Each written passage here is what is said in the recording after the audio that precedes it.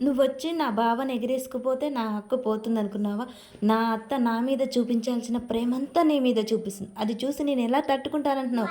నువ్వు ఈ క్షణమే ఈ ఇల్లు వదిలిపెట్టి వెళ్ళిపోవాలి. వెళ్ళిపోయేలా చేస్తాను. చూడు సింధూర, మా అత్త నీ మీద చాలా కోపంగా ఉంది. ఆ కోపాన్ని ఇంకా ఆవేశాన్ని పెంచుతాను. ఇప్పుడు నువ్వు ఈ కోపంలో వెళ్ళి ఏం చెప్పినా మా అత్త నమ్మదు. నీకు ఇంకా శాశ్వత దూరం చేస్తాను. మర్యాదగా ఇంట్లో నుంచి వెళ్ళిపో.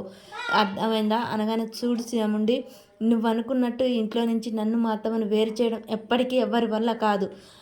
నువ్వు అనుకున్నట్టు మా అత్తమ్మ క్షణిక ఆవేశంతోనే ఉంది. కానీ మా అత్త నా మీద ఎప్పుడు కోపం తెచ్చుకోదు. నేను ఇంట్లో నుంచి ఎప్పటికీ వెళ్ళిపోతాననేది జరగదు అని చెప్పేసి చాముండికైతే సింధూర వార్నింగ్ ఇస్తూ ఉంటుంది. ఏంటమ్మా వార్నింగ్ ఇస్తున్నావు? నువ్వు వార్నింగ్ ఇచ్చే స్టేజ్లో లేవు. నేను చెప్పినట్టు నువ్వు వినాలి. చూడు, నువ్వు ఇప్పుడు వెళ్ళి మా అత్తమ్మతోటి నేనే ఉప్పు కారం కలిపాను అని చెప్పిన మా అత్తమ్మ నమ్మదు. అంత కోపంగా ఉంది నీ మీద.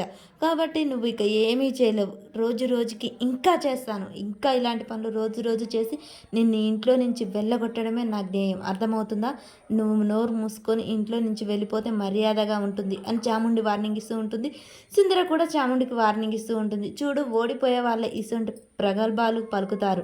నువ్వు ఓడే టైం వచ్చింది కాబట్టి నువ్వు నోరు మూసుకొని ఉంటే బాగుంటుంది. ఇంతకు మించి ఇంకొక మాట మాట్లాడినా నేను ఒప్పుకునేదే లేదు. మా అత్తమ్మ నిన్ను అసలు గదిలోకి అడుగు పెట్టేదే లేదు. ఇక నువ్వెలా దగ్గర అవుతావు అనుకుంటున్నావు? మా అత్తమ్మ కోపాన్ని రెట్టింపు చేసి నిన్ను ఇంట్లో నుంచి గెంటేసేదాకా నా ప్రాణం ఇంతే ఊరుకోదు అని చెప్పేసి చాముండి వెళ్ళిపోతూ ఉంటుంది. ఇక ధర్మయ్య భార్య ఒక ఇంటి ముందుకు వస్తారు. ఇదే అమ్మగారు చెప్పిన ఇల్లు అని గేటు తాళం తీస్తూ ఉంటారు.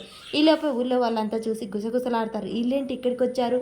అసలు ఆ ఊరు నుంచి ఊరికి రావడం ఏంటి అని చెప్పేసి లోనికి వెళ్ళిపోతూ ఉంటారు.